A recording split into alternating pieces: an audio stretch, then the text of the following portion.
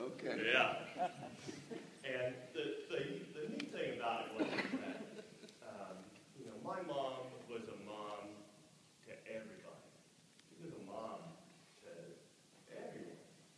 And so, the Julian Eagles were playing at Borrego. And Mike was pitching. And he was getting beat up pretty good.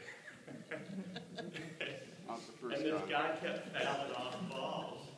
And of course, you're sitting there. If any of you ever been to Borrego, it's like the bleachers were like 3 rows, for maybe a dozen people. But of course, we were there watching the baseball game. And this foul ball gets hit. And of course, everybody do, they look up. And of course, my mom looks up and just gets beamed right in the race with this baseball. Do you remember that, Mike? I don't, honestly, I don't remember getting hit by the ball. I feel bad.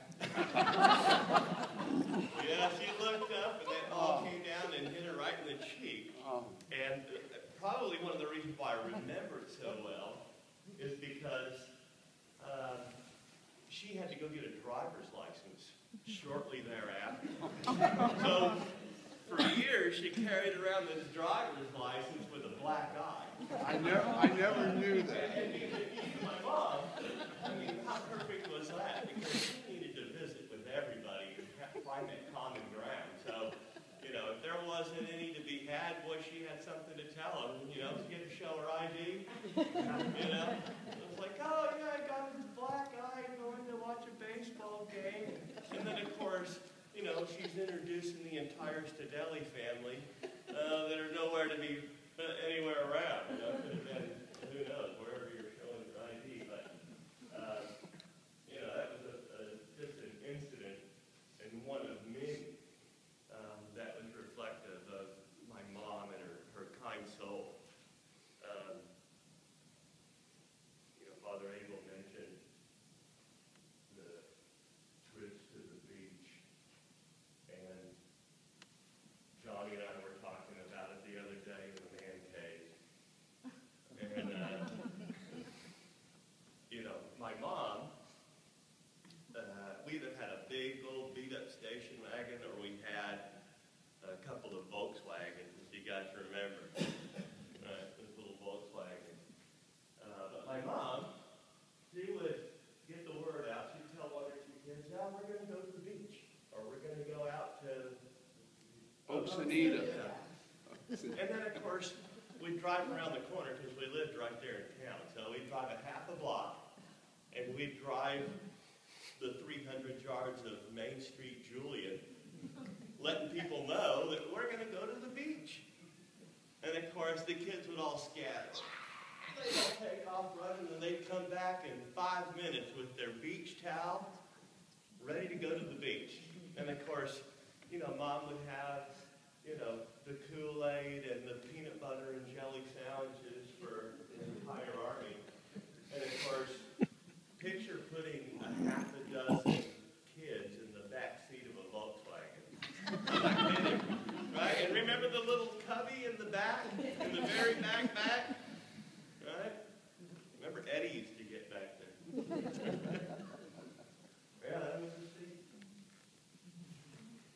That was some fun times. Some fun times. And we're going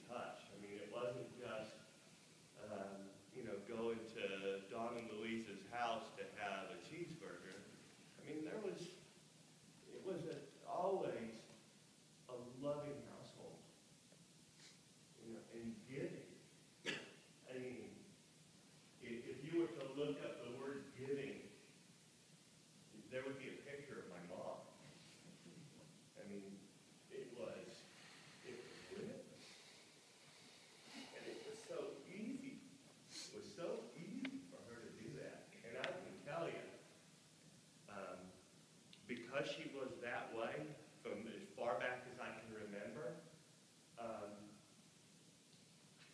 it shaped my life. And I always found a little bit of peace, personal satisfaction, a sense of completeness to be able to give. And in doing so,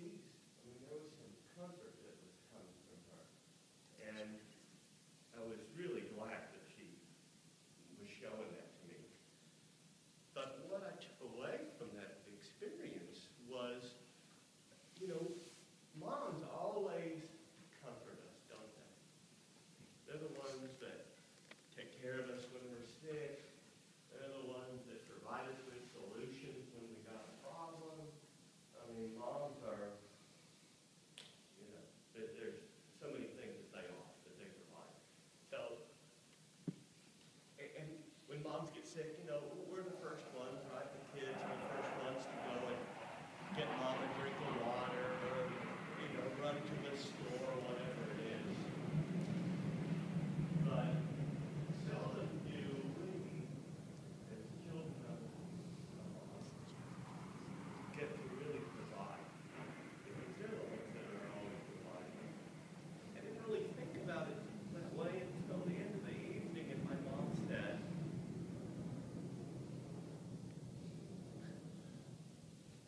it was time for me to go, about 10 o'clock, and she said, "Thank you for comforting me." And it just knocked my socks off. You know, and it wasn't just a comment with a kiss goodnight. I mean, you could see the sincerity in her face.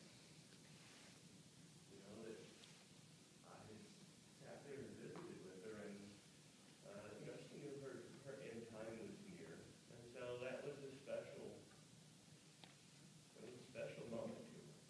I had no idea, but make no mistake about it, she took that with her.